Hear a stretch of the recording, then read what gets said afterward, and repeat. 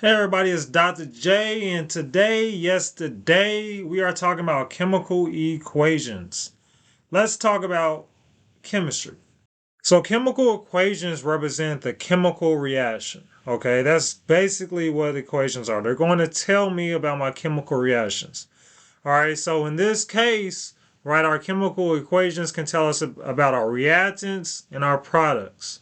Okay, so basically, our reactants are always going to be on the left side of my arrow, and my products are always going to be on the right side of my arrow. Okay, so a couple different things that we're going to find out about chemical equations. Okay, so let's look at just example one, right? We got CH4 plus O2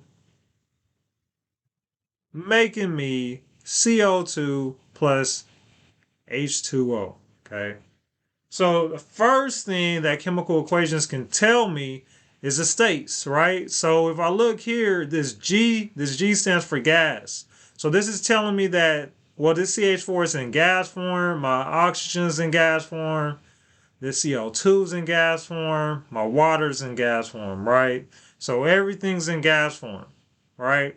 And we can use this to our benefit because once again, our chemical equations is just representing our chemical reactions. That's all. It's just represented for us.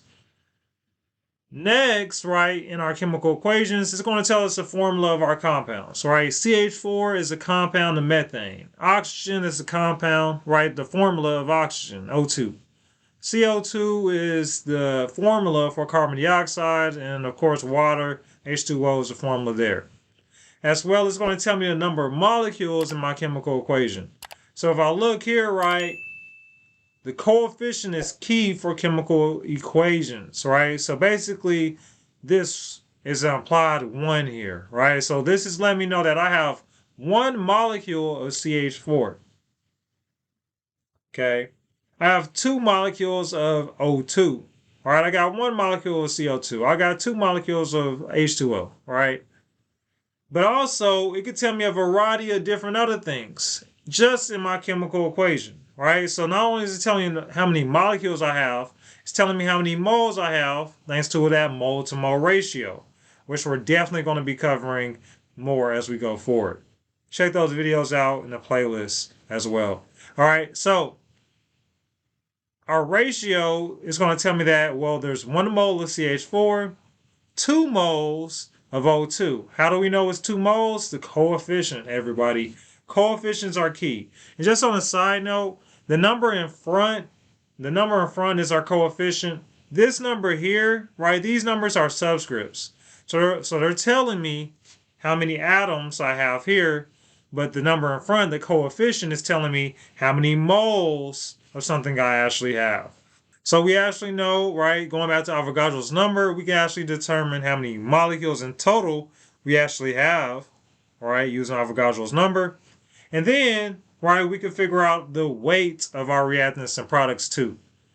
So if we go to our periodic table, we can determine the weight of CH4, right, 16 grams. If we add up our carbon and hydrogen, and then if we do this the same for all of them, right? 16 to 16, etc. from our reactants and products. And I get 16, I get 32 for O2, so there's two of them. And then I get 44, and then I get 18 for my water here. Now, here's the interesting thing about all chemical equations.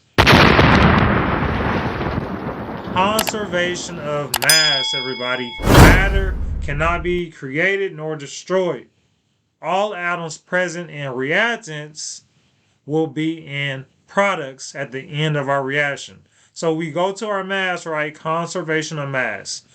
80 grams of reactants, right? This is my total grams I have for my reactants. At the end of my reaction, I should also have 80 grams of my products. I shouldn't lose any less or any more. I shouldn't gain anything or anything crazy like that, right? Because matter cannot be created nor destroyed. So I'm going to have the same amount of grams of my reactants as the same amount of grams for my products. It's just rearranged in these new products now, right? But it's still the same amount of matter. Okay, so we want to remember that.